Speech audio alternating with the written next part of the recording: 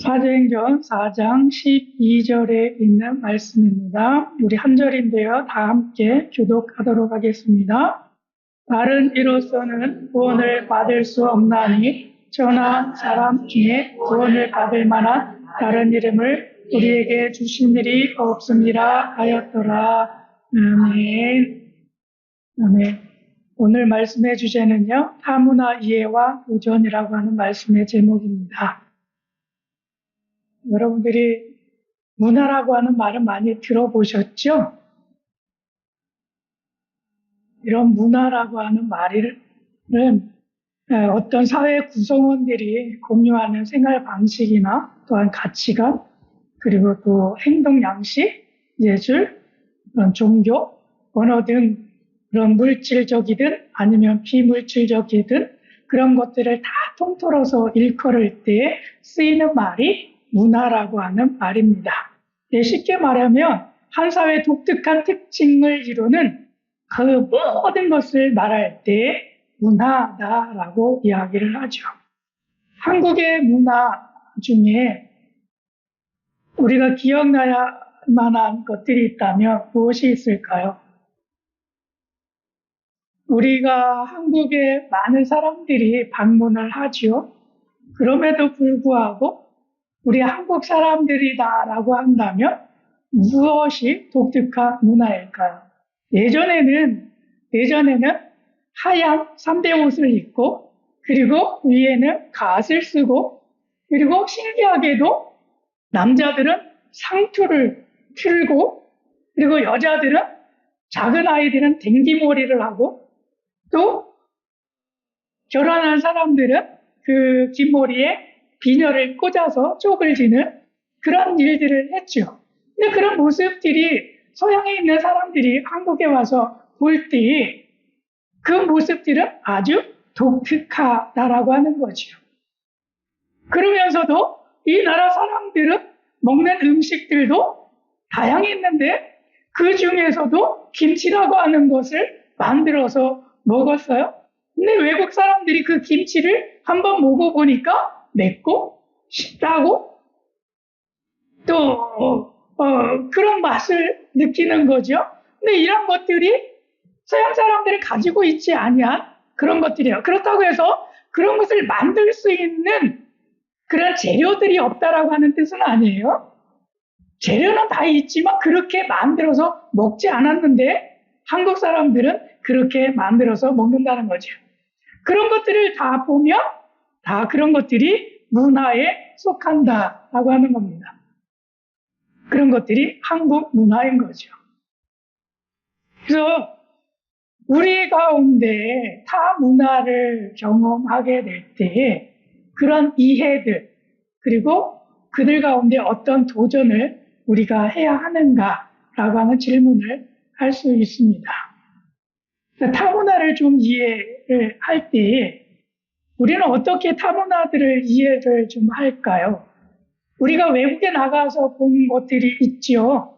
우리 한국 사람으로서 미국에 간다든지 일본에 간다든지 아니면 여행 할 때 태국이라든지 베트남이라든지 이런 나라들을 여행하게 되는데 그런 나라에 딱 들어가면서 느끼는 것들은 무엇입니까? 처음에 딱 갔을 때 내가 느끼는 것. 그 문화 속에 비행기를 타고 들어가서 딱 떨어졌을 때 느끼는 것. 무엇을 많이 느끼십니까? 대부분은 습하다. 그리고 대부분은 한국보다 덥다. 이런 이야기를 많이 해요. 한국의 겨울에 그 해외 동남아 여행을 가신 분들은 아니, 이 한겨울에도 눈이 내리고 추운 영하의 날씨가 아니라 여기는 30도, 40도에 육박하는 그런 날씨와 기온이야 라고 하는 것을 대반에 느끼죠. 그래서 한국과는 전혀 다르구나 라고 하는 것을 느끼게 됩니다. 저희가 말레이시아에 처음 도착했을 때가 그랬던 것 같아요. 그때가 저희가 3월 27일 날 말레이시아에 처음 발을 디뎠는데요. 한국으로 치면 3월 27일 정도 되면 그래도 봄이라서 좀 선선하고 좀 그래도 추운 날씨가 이어집니다. 근데 그때 두꺼운 옷들을 다 입고 갔는데 거기에 딱 도착하자마자 왜 이렇게 더워? 하면서 그 두꺼운 옷들을 다 벗고 그리고 반팔로 갈아입어야만 했습니다. 야, 이 날씨는 또 뭐야? 라고 하는 거죠. 근데 그런 날씨 속에서 지내게 됐어요. 그리고 식당에 갔어요. 근데 처음에 가니까 너무나 맛있게 생긴 요리들이 많이 있었어요. 그래서 신기해가지고 많이 먹었습니다. 아, 이 맛은 좋아.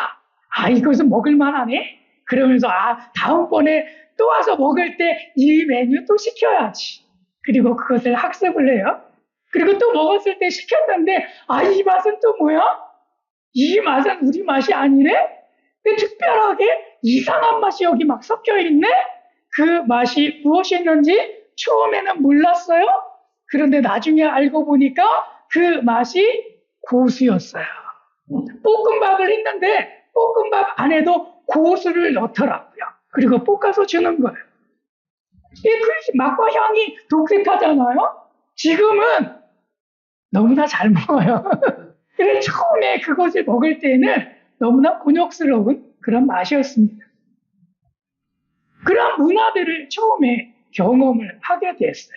그래서 아, 이 나라 사람들은 이렇게 먹고 살고 있구나라고 하는 것을 경험하면서 나아가는 거죠.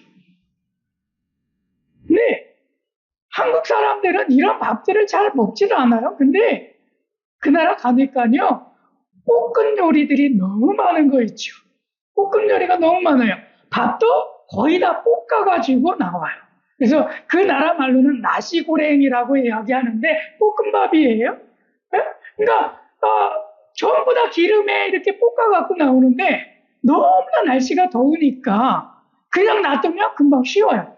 그래서 기름에 다 볶아갖고 아니면 기름에 다 튀겨가지고 생선도 그냥 나오지 않아요? 다 튀겨놓은 것들이 그러니까, 그런 모습들 그리고 야채들도 전부 다 기름에 다 한 번씩은 기름에 볶아갖고 나오죠. 한국에서는 전혀 그렇게 먹지를 않아요. 그런데도 그 나라 사람들은 다 그렇게 먹더라라고 하는 거예요. 그래서 그런 것만 있으니까 그런 거 하루 이틀 먹고 이틀 3일 또 먹고 그러다 보니까 입맛에 배기는 거예요. 그래서 아, 이제는 이 집은 이거 하는데 좀 잘하는 것 같아. 그런 것들이 눈에 들어오는 거죠. 우리가 전에 먹어봤잖아. 저 집하고 요 집하고 비교를 했더니 저 집보다 우리의 입맛에 이 집이 좀 더 나은 것 같아. 이렇게 되면서 경험을 하게 되는 거예요. 그런 것들이 다 문화에 해당하는 거죠.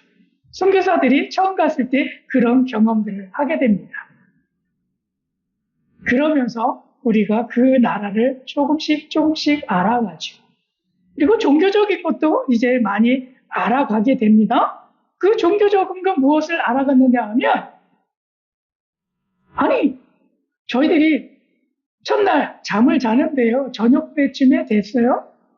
그랬더니 소리가 막 울려 퍼지기 시작을 했어요.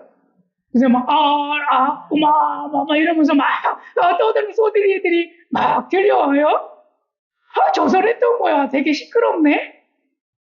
그러면서 그 소리를 들었어요. 그랬더니 조금 더 있으니까 다른 데서 조금 멀리서 그 소리가 또 들리기 시작을 하는 거예요. 아, 저 소리 또 왜 또 나는 거야? 아까도 한 거 아니야? 라고 하는데 그 소리가 하루에 5번이나 울려 퍼지는 아잔 소리라고 하는 것을 그때 처음 알게 된 거예요. 아, 처음에는 그냥 그런가 보다 했어요. 둘째 날, 셋째 날 될 때 그 소리가 새벽에도 잠에 들었을 때, 새벽에 일어나게 될 때, 깰 때 그런 소리가 계속해서 들리니까 이것이 하나의 스트레스가 되더라고요. 아, 잠자야 되는 시간에 그런 아잔 소리가 들리니까 너무나 신기한 거예요. 그래서 너무나 스트레스인 거예요. 그래도 어떻게 해요? 그 소리는 줄여들지를 않아요. 그냥 그것에 내가 적응을 하는 거죠. 오래 살다 보니까요, 그 소리가 안 들릴 때가 많아요. 그냥 무시하고 지나가는 소리처럼 그냥 개념 없이 예전에는 그냥 저 소리 나네? 몇 시 정도 됐네? 이렇게 됐는데 이제는 무감각하게 그냥 흘러가게 되더라고요.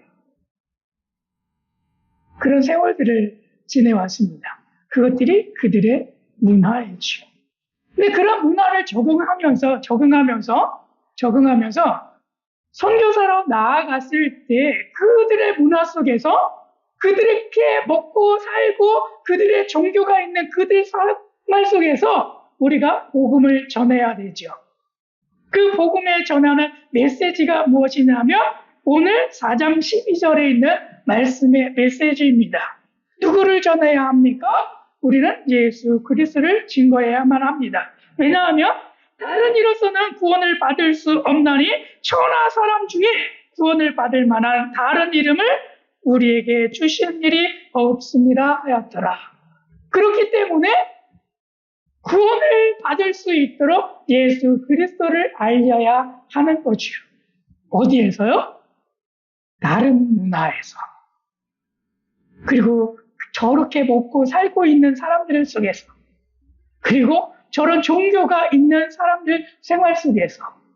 저 사람들에게 천하의 구원을 받을 수 있는 것은 오직 유일한 길은 예수 그리스도를 믿는 것입니다. 이것을 전해줘야 되는 거죠. 쉬울까요? 어려울까요? 쉬울까요? 어려울까요? 쉽지만은 않은 것 같습니다. 로이드 콰스트라고 하는 이분이 이런 말을 했어요. 문화를 이해한다는 것은 문화 속으로 들어갈 때 경험하게 되는 연속적인 여러 단계의 층을 이해하는 것이다. 이렇게 이야기를 했습니다. 그냥 만나서 처음 보니까 저런 음식 먹네. 이것부터 시작을 하게 되지만 그러나 단계로 들어가게 되면 저 사람들이 왜 저런 것을 먹을 수밖에 없고 저런 행동을 할 수밖에 없고 저들이 왜 저런 믿음을 가질 수밖에 없는가? 그런 것들을 구체적으로 깊이 파고 들어가면 이런 것들이 나온다고 합니다. 첫째는 행동이고 두 번째는 가치관이고 세 번째는 신념이고 네 번째는 세계관이라고 하는 거예요. 이런 단계들을 거쳐서 깊숙하게 들어갈 때 그들의 잠재 속에서 왜 그런 행동을 해야만 하는지를 우리가 깨달아 갈 수 있다는 거죠. 그래서 이 사람들이 그런 행동을 하고 살아갈 때 우리는 주 예수 그리스도를 영접하게 함을 통해서 그들의 행동을 바꾸고 그들의 가치관을 바꾸고 그들의 신념을 바꾸고 그들의 세계관을 바꾸는 거예요. 그래서 우리는 무엇을 전하느냐 하면 기독교 세계관을 그들에게 알려주는 거죠. 그 기독교 세계관이 곧 문화입니다. 기독교의 문화입니다. 우리가 무의식적으로 잠재적으로 들어왔던 그런 것들을 우리가 그냥 자연스럽게 생활하게 될 때 그냥 가는 것. 우리 어떻게 합니까? 길을 갈고 있어요. 그러다가 막 걷고 있는데 미처 돌을 보지 못하고 돌에 탁 부딪혀가지고 탁 넘어지는 그 순간에 믿는 사람들이 하는 한마디의 행동이 있죠. 뭐라고 이야기합니까? 주여. 이렇게 하죠. 무의식적으로 나오는 말이에요. 넘어지려고 할 때 주여. 이런 소리가 나와요. 이것은 무의식적으로 나오는 소리인데 그것이 어디에서부터 나오는 거냐? 우리 깊숙한 세계관으로부터 나오는 거예요. 그 세계관이 기독교 세계관이죠. 그것이 나오는 거예요. 그러니까 그것이 밖으로 표출되게 될 때는 행동으로 표출되는 거죠. 이렇게 나가는 거예요. 그런 것들처럼 만들어가는 것. 우리는 그렇게 살아갈 수 있도록 그들에게 나아가서 그들을 그렇게 살아갈 수 있도록 배려하면서 인도해 나가는 것. 그것들이 누가 하는 행동이냐 하면 선교사가 해야 할 행동들입니다. 그렇기 때문에 결코 쉬운 일들만은 아니에요. 그러나 하나님이 주시는 은혜 안에서 그렇게 사람들이 변화되어져 가고 있습니다. 놀라워요. 한국에서만 그렇게 돌풀이에 우리가 발이 걸려서 넘어지게 될 때 주여하는 소리가 나오는 것이 아니라 외국 사람들도 그렇게 한다는 거예요. 그것은 그들 무의식 속에 있는 세계관들이 기독교 세계관으로 바뀌어져 있어서 그들도 그렇게 행동을 하는 거죠. 그런 사람들이 더 많아지도록, 그런 사람들이 더 많아지도록 하는 행동들이 바로 선교인 줄로 믿습니다. 스티븐 호돈이라고 하는 분이 우리가 그렇기 때문에 이런 것을 좀 도전해야 되겠다라고 하면서 도전의 메시지를 우리에게 주었습니다. 뭐라고 했냐면 사람들이 예수님을 따라들어 전도하는 것보다 사회 문화적으로 정체성을 잃지 않고 더 많은 가족들과 문화가 예수님을 따를 수 있도록 돕는 일이다. 그렇기 때문에 이것을 위해서 우리가 도전해야 한다라고 이야기를 했습니다. 어떤 도전입니까? 사회 문화적인 정체성을 잃지 않고 더 많은 가족들과 문화가 예수님을 따를 수 있도록 하는 것. 이것을 위해서 우리가 도전해야 된다라고 이야기를 했어요. 무슨 말입니까? 어떤 말입니까? 이슬람 사회니까 강할수록 이슬람 사회 속에서 일어나는 일들이 있습니다. 특히 어떤 일들이 많이 일어나게 되느냐 하면요. 자녀들이 외국에서 많이 공부를 하잖아요. 그래서 유학을 보내요. 그러면 그 자녀들이 공부를 하면서 거기 안에서 예수님을 알게 돼요. 그리고 예수님을 영접하게 됩니다. 그리고 나서 공부를 다 마치고 난 다음에 이제 집으로 가는데 집에 자기가 있는 나라, 그 집으로 가게 돼요. 그렇게 됐을 때 내가 그리스도를 영접했잖아요. 그래서 그의 행동이 조금씩 바뀌어져 있는 거야. 근데 그 행동들을 바라보니까 그의 부모님들이 지켜보니까 얘가 우리하고만 살고 있었을 때하고 외국에 가가지고 공부한다고 유학 갔다 오고 나가지고 행동들이 바뀌어져 있는 거예요. 그래서 이상하다 눈여겨보니까 얘가 예수님에게 기도하는 장면들이 목격이 되는 거예요. 그래서 이 부모가 이러면 안 되겠다라고 이야기하면서 그의 자녀를 죽였어요. 살인을 했어요.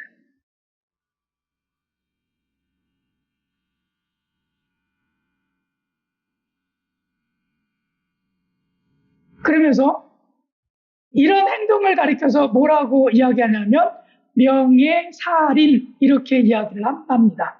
명예살인.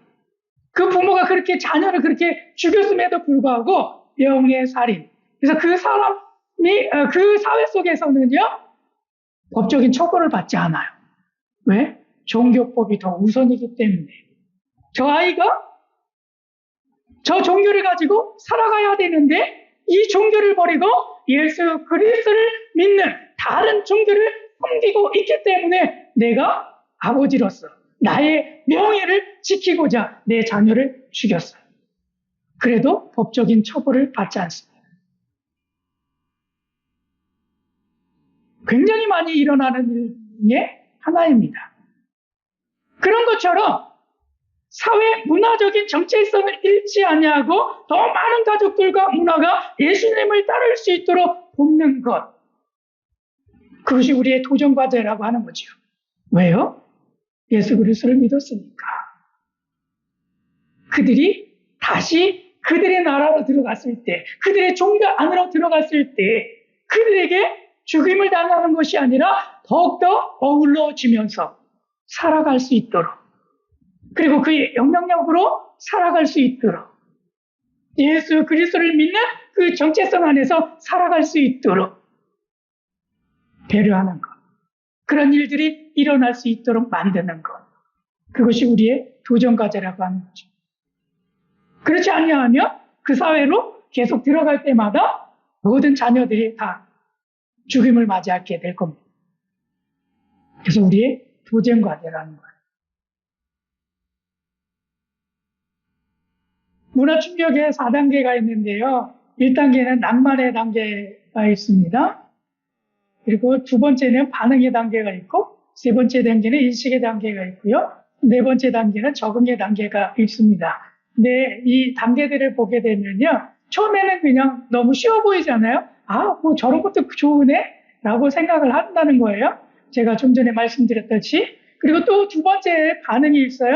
아, 좀 더 지내보니까 우리가 하는 것들보다 좀 짜증나고 적대감이 많이 생겨요. 그럼에도 불구하고 나중에는 아, 이게 더 좋은 거구나 라고 하는 것을 인식하게 되죠.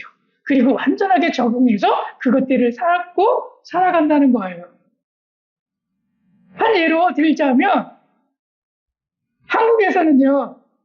저희가 살아갈 때 비데를 써본 일이 없어요.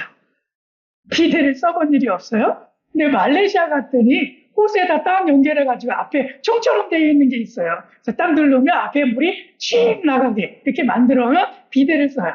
우리가 한국에서 있는 변기 안에 있는 게 자동식으로 해가지고 나오는 비데가 아니라 그냥 손으로 이렇게 해야 되는 그런 비데들이 다 설치가 되어 있어요. 근데 이게 뭣도 몰랐죠. 그래서 그냥 화장실 청소하는데 쓰는 그런 그냥 물 뿌리는 그런 거 만들어 놨나 보다 하고 생각을 했어요. 그래서 처음에는 쓰지 않았어요. 저럴 때 쓰는 거지 라고만 생각을 했죠. 그런데 사람들이 거기에서 사는 사람들을 대면하고 물어보니까 그거 쓰는 용도가 거기 청소하라고 있는 게 아니라 그 청소가 아니라 우리 뒤를 청소하라고 있는 비데더라고요. 비데더라고요. 근데 이렇게 해가지고 하려니까 손이 꺾여줘야 되잖아요. 처음에는 불편해요. 아, 이거 왜 해야 돼? 왜 해야 돼? 근데 이걸 한 번 하고, 두 번 하고, 세 번 하고, 네 번 했더니요. 그 다음에 적응이 되는 거예요. 짜증나는 게 아니라 오히려 홀가분하고 개운해요. 신기하죠? 그래서 적응했어요. 아, 그래서 이게 너무나 좋구나라고 하는 것을 느껴요. 그래서 한국에 왔는데요. 저희 센터가 있는데 제 집에다가 비데를 설치했어요. 그래서 센터 안에 있는 화장실을 안 가고 갈 수가 없고 집에 와가지고 그리고 저희가 비데를 제가 쓰고 있습니다. 못 가겠어요. 그냥 못 쓰겠어요. 정말 없으면 어쩔 수가 없는 일이지만 그러나 집에다 설치해놨으니까 바로 갈 수 있으니까 집에 가서 제가 볼일 보고 그리고 갑니다. 이런 것들처럼 예수 그리스도를 믿는다라고 하는 것 처음에는 그런 것도 있어? 호감이 들어갈 수 있죠. 예수님이 치유하신대? 그래? 혹해서 들어갈 수 있죠. 이런 것들이 다 낭만의 단계입니다. 그리고 짜증나는 단계도 있어요. 왜냐하면 가보니까 주일마다 예배한대? 그 주일날 갔어요? 그랬더니 수요일날도 또 예배한대? 수요일날도 오래요? 그럼 또 갔어요? 근데 금요일날도 예배가 있대요? 금요일날도 갔어요? 근데 또 가보니까 매일 새벽마다 예배가 있대요. 예배가 있대요. 그 소리를 듣는 그 순간에 괜히 짜증남이 적대감들이 몰려오기 시작을 하는 거예요. 그래서 오늘은 짜증나니까 안 가. 오늘은 또 무슨 재미난 거 한다니까 안 가. 그러면서 멀리 할 때도 있습니다. 그런데 이런 반응의 속도들을 내가 한 번 참석하고 두 번 참석하고 세 번 참석하면서 적응을 하게 되지요. 그러면서 이 시간을 통해서 내가 하나님이 주신 은혜들이 더 독특하게 나에게 다가오는 거구나 라고 하는 것을 느끼게 되면서 회복을 하게 되죠. 짜증이 조금씩 사라지고 그리고 기쁨이 되어지고 이것이 어느덧 적응이 돼가지고 그냥 새벽에 그냥 일어나서 눈 뜨니까 그 시간이야. 그리고 그 시간에 내가 새벽 예배를 드리러 가야지. 제가 2달을 해봤습니다. 새벽 예배. 여러분 새벽에 4시 반에 그냥 일어나지더라고요. 일어나지더라고요. 네, 4시 반에 일어나서 씻고 나가고 그리고 나가서 방송 장비에 앞에 가가지고 그것도 만지고 네, 그거 틀고 그 시간이 돼요. 처음엔 너무 힘들었어요. 아침 설교가요. 대표가 하시는데요. 아침 설교만 1시간이에요. 아침 설교만 1시간, 그리고 기도 시간이 1시간이에요. 그래서 2시간. 그래서 최소한 2시간 반을 새벽에 활용을 합니다. 처음에 몸이 안 따라주더라고요. 야, 너무 힘들다. 눈이 막 그냥 저절로 이렇게 내려와요. 그런데 이런 것들을 계속 하다 보니까 이제는 그 시간을 통해서 내가 하나님 앞에 기도하게 될 때 하나님이 내 마음속에 다가오시는 것들을 느껴지니까 그 시간에 너무 행복해지더라고요. 그리고 기도하는 시간이 조금씩 바뀌는 거예요. 새벽 시간에 내가 그 시간으로 바꿔서 해야지. 그리고 그 시간에 맞춰지더라고요. 그래서 이런 것들이 적응하게 되는 거죠.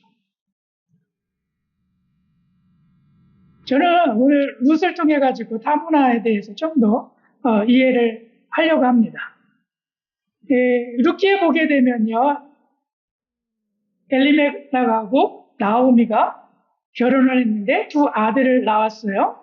그 2 아들이 말론과 기련이라고 하는 아들입니다. 근데 이들이 살기가 힘들어가지고 모압이라고 하는 지역에 가가지고 살게 되었어요. 왜냐하면 그들이 살았던 베들레헴은 기근이 들어가지고 너무나 먹고 살기가 힘들어서 그들이 이민 아닌 이민을 떠나서 살아갔습니다. 그런데 어느 날 이들이 말론과 기련이 결혼을 하게 되었는데 그 결혼했던 그 여인들이 누구냐 하면 모압 사람 중에 있었던 여인들이에요. 그래서 하나는 오르바, 그리고 또 한 사람은 룻이라고 하는 여인이었어요. 근데 이들이 함께 살아갈 때 한번 생각해 보십시오. 베들레헴에서 살던 유대인으로서 나오미와 그의 가정이, 그의 자녀들이 다른 곳에 가서 살게 되는 거예요. 모압이라고 하는 곳에서 살게 되는 거예요. 그랬을 때 고통이 있었을까요? 없었을까요? 음식과 문화가 좀 더 다를 거예요. 종교도 다른 거예요. 그러니까 거기서 사는 게 너무나 힘들었어요. 그런데 며느리들이 2이 있는데 그 며느리들이 같이 살 때 그들이 하는 행동들과 자신들이 하는 행동들이 너무나 다른 거예요. 너무나 다른 거예요. 이 2 문화가 만나가지고 살아가다 보니까 충돌이 일어날 수밖에 없는 거죠. 그렇잖아요. 며느리가 하는 행동이 마음에 안 들 때가 많이 있죠. 맞습니까? 우리 윤 권사님? 며느리 하는 행동이 이해가 되십니까? 안 되십니까? 돼요? 안 돼요? 지금은 이해가 되시죠? 처음에 결혼시켰을 때 어땠어요? 안 되죠. 저는 어디를 보고 아냐면 제 형수님을 보고 알았어요. 제 형수님이 바로 위에 형수님이 조선족이에요. 처음에 와가지고 저하고도 나이가 몇 살 차이가 나지 않아요. 그런데도 불구하고 와가지고 전에도 말씀드렸듯이 그 행동이 뭐냐면 저희 집에서 밥을 먹는데 밥을 잘 안 먹어요. 그래서 굉장히 소식을 하는 건가? 음식을 굉장히 많이 가리나? 그렇게 생각을 했어요. 그런데 알고 보니까 입맛에 맞지 않아가지고 못 먹는 거였어요. 그래서 저희 어머니가 야, 너 왜 그렇게 안 먹니? 그랬더니 아니 이것이 잘 못 먹겠어요. 그랬더니 저희 어머니가 하신 말씀이 뭐였냐면 그러면 네가 여기 재료들 있으니까 네 입맛에 맞게 네가 만들어서 먹어봐. 그렇게 말을 했더니 저희 형수님이 만들어 갖고 가지고 와서 이만큼 만들어 갖고 와서 한번 드셔보세요 하고 딱 내놨는데요. 그 음식이 무엇이었는지 아십니까? 식용유에다가 밥을 말아 갖고 왔어요. 식용유에다 밥을 말아 갖고 왔어요. 그것을 볶는다고 볶았지만 그들은 그냥 그 생활 자체가 기름을 부어가지고 그냥 말듯이 해가지고 먹더라고요. 저희는요, 한 숟가락도 못 먹었어요. 그런데 저희 형수님은 그것을 맛있다고 그렇게 드시더라고요. 문화적인 충돌이었죠. 저런데 어떻게 같이 살아? 그런 거죠. 그런데 어떻게 같이 살아? 그럼에도 불구하고요. 조금씩 가르쳐주고 조금씩 같이 먹고 이렇게 하면서 하는데 저희 바로의 형수님이요. 김치도 잘 담그세요. 음식도 잘 담그세요. 저희 어머님이 3년인가를 데리고 살면서 다 가르쳤더니 잘 하시더라고요. 적응하는 기간이 3년이나 걸렸습니다. 그런 것들처럼 나오미와 말론과 기론과 오르바와 룻이 같이 살고 있는데 문화 충격이 있겠지요. 잘 살기야 먹기도 힘들겠지요. 그럼에도 불구하고 그 탈문화 속에서 그들이 어우러지면서 잘 살아갑니다. 그런데 보세요. 그 땅에서 무려 몇 년을 살았습니까? 11년을 살았다라고 이야기해요. 근데 그 11년 동안에 며느리들을 부를 때 이렇게 불렀습니다. 내 딸아, 내 딸아. 며느리로 여기지 아니하고 그들을 어떻게 대했다고요? 내 딸처럼 그들과 함께 더불어서 먹고 지내고 그 풍습들을 하나하나 익혀가도록 배려를 했지요. 그래서 며느리라고 해가지고 막 시키고, 너는 이거 해. 막 그렇게만 한 것이 아니라 내 딸처럼 보살피고 같이 지냈다라고 하는 거예요. 그러면서 그들의 마음속에 변화가 생긴 거죠. 그래서 정작 무엇이라고 이야기를 하느냐 하면 시간이 많이 없는데 우선 넘어가겠습니다. 그래서 이들 가운데 나중에 그 모압 땅을 떠나게 될 때 그들 가정 속에서 뭐라고 고백들이 나오느냐 하면 룻기서 1장 15절하고 16절에 보면 이렇게 고백들을 하고 있어요. 특히 이 고백은 룻의 고백인데 한번 함께 읽겠습니다. 시작. 나오미가 또 이르되 보라 내 동서는 그의 백성과 그의 신들에게로 돌아가나니 너도 너의 동서를 따라 돌아가라 하니 룻이 이르되 내게 어머니를 떠나며 어머니를 따르지 말고 돌아가라 강건하지 마옵소서. 어머니께서 가시는 곳에 나도 가고 어머니께서 머무시는 곳에서 나도 머무겠나이다. 어머니의 백성이 나의 백성이 되고 어머니의 하나님이 나의 하나님이 되시리니. 이 고백들을 하고 있습니다. 어떤 고백입니까? 그들이 살기가 너무 힘들어서 그 아들들도 다 죽고 그래서 너무나 힘드니까 다시 나는 베들레헴으로 돌아갈란다. 그러니까 너희 며느리들아 내 딸들아 너희들도 너희가 있던 집으로 돌아가라. 이렇게 이야기합니다. 그랬을 때 한 사람은 모압으로 돌아가고 한 사람은 나오미를 쫓아가죠. 쫓아가는 사람의 이름이 룻입니다. 왜 이렇게 따라가게 됐을까요? 왜 이렇게 따라가게 됐을까요? 제가 생각해 볼 때 따라가게 된 결정적인 이유가 있다면 바로 이것이었을 겁니다. 여호와께서 자기 백성을 돌보시사 그들에게 양식을 주셨다함을 듣고 이 소문을 들었어요. 특히 여호와께서 자기 백성을 돌보신다. 그러니까 내 시어머니가 섬기고 있는 그 하나님이 그들의 백성들을 돌보신다, 먹이신다. 이것을 들었다는 거예요. 근데 이 모압 여인으로서 모압의 신이 있잖아요. 그들의 신은 어떠했는가라고 하는 거예요. 이 신들이 그모스라고 하는 신을 섬겼어요. 모압 땅에서 최고로 섬기던 신이에요. 이 그모스 신, 그 황소로 되어 있는데 그 안에 사람을 제물로 바쳐요. 그럼에도 불구하고 모압 땅에 평강이 있고 모압 땅에서 그모스 신이 돌봤다라고 하는 소리를 한 번도 이 여인들은 들어보지 못했어요.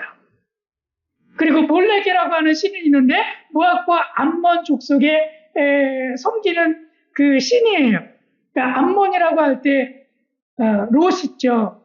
그 아브라함의 조카 롯이 두 딸이 있었는데 그 두 딸이 낳은 아들들의 이름이 모압과 또 암몬 족속의 주상이 되는 사람을 낳아요.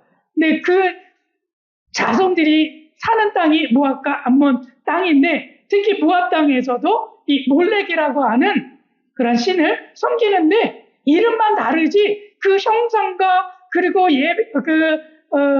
제사를 드리는 그런 모든 모습은 거의 같아요. 특히 무엇이 같으냐 하면 사람을 바쳐서 제물로 드리는 게 같아요. 그러니까 이런 것에서 그렇게 하면 할수록 자신들이 살고 있는 그 모압 땅에 더 살기 좋아야 되고 그리고 돌보시는 그 은혜가 그 신으로부터 나와야 함에도 불구하고 나오지 않는다는 거예요. 그런데 소문을 들었어요. 내 시어머니가 섬기고 있는 그 하나님 여호와는 그의 백성들을 돌보신다. 이 소문을 듣는 거예요. 그래서 그 소문대로 듣고 그렇기 때문에 저도 어머니를 따라갈게요. 그것을 맛보아 알고 있는 거죠. 맛보아 알고 있는 거죠. 그래서 그 길을 따라갑니다. 그들의 문화, 전혀 다른 문화입니다. 전혀 다른 문화예요. 그러나 그런 문화들을 이해하면서 그들이 함께 살아가면서 이제는 선택하는 거죠. 나에게 더 좋은 문화, 내게 더 좋은 신이 있다라고 한다면 그 신은 여호와 하나님이야. 그렇기 때문에 내가 그 길을 갈 거야. 그런 말씀을 하고 있습니다.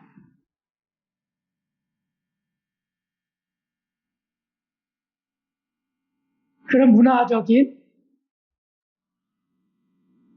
역사가 일어나서 온 세계 열방 가운데 이 룻과 같은 이방 여인이지만 그러나 하나님의 자녀가 되고 그렇게 살아갈 수 있는 은혜와 복을 누려갈 수 있는 그런 세상에 있는 많은 사람들이 되어지기를 축복합니다. 그 일들이 일어나기를 우리 기도합시다. 아멘. 그래서 오늘 저에게 주신 말씀을 이렇게 정리했습니다. 하나님은 모든 민족이 구원을 받을 수 있도록 예수의 이름 외에 다른 이름을 주시지 않았다. 그러므로 문화, 언어, 종교가 다른 사람에게 예수를 영접하게 하고 그 가르침대로 살아가게 하는 것이 선교이다. 내가 이 일에 동참해 주지 않겠니? 라고 하는 말씀으로 이 말씀을 받았습니다. 그래서 이런 일들이 일어날 수 있도록 여러분, 우리들도 기도합시다. 아멘. 아멘. 자, 말씀의 나눔의 제목은요, 이겁니다. 나에게 있어서 예수님을 영접하는 과정 중에 가장 큰 장벽은 무엇인가? 한번 생각해 보시길 바랍니다. 지적인 의심인가? 아니면 기독교 문화? 아니면 예배에 강조하는 그 모습들 때문에? 아니면 죄와 자아의 충돌? 그리고 종교적인 차이? 아니면 사회적, 경제적인 요인? 아니면 세상적인 그런 성공과 그런 쾌락과 자율성들과 이런 것들의 차이로 인해서 내가 예수님을 영접하지 못하는가? 아니면 이런 것들을 잘 극복했기 때문에 내가 예수님을 영접했는가? 이런 모습들을 한번 잘 생각해 보시고 다음 시간에 나눠주시길 부탁드립니다. 아멘.